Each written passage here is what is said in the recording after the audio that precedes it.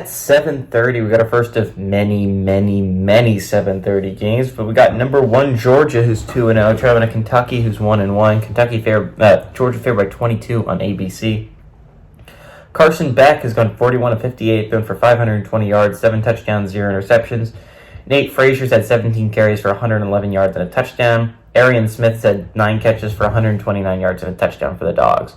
Brock Vandiger for the Wildcats has gone 15 of 28, thrown for 199 yards, 3 touchdowns, 2 interceptions. Demi Sumo Karngbe has had 25 carries for 129 yards and a touchdown, and Dane Keys had 5 catches for 96 yards. Georgia is 63-12 all time against Kentucky. Last 14 games have gone to Georgia from 2010 to 2023. In 2006 was the last time Georgia won this game at home. Both these teams are coming on very different weeks. Georgia absolutely demolished Tennessee Tech, as would be expected, right? Tennessee Tech's a nobody. That was an expected domination by Georgia, but that's what you do, is you dominate the teams you're supposed to dominate. You have to do that, and they did.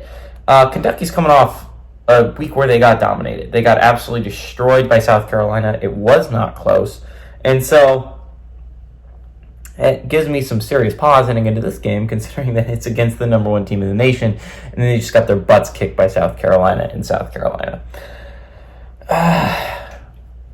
This game's not going to be good, guys, and it just sucks because the 7:30 window is one of my favorite windows. If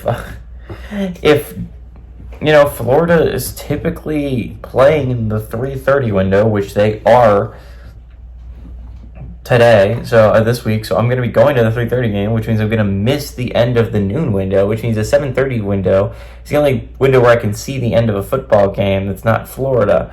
And so normally I'm excited when there's good football games in the 7:30 window, but there's not really a lot to watch in the 7:30 window. Maybe someone will pull off an absolute shocker. Maybe Kentucky will keep this game way closer than I think. I mean, it's not going to happen, but maybe we're really stretching it here.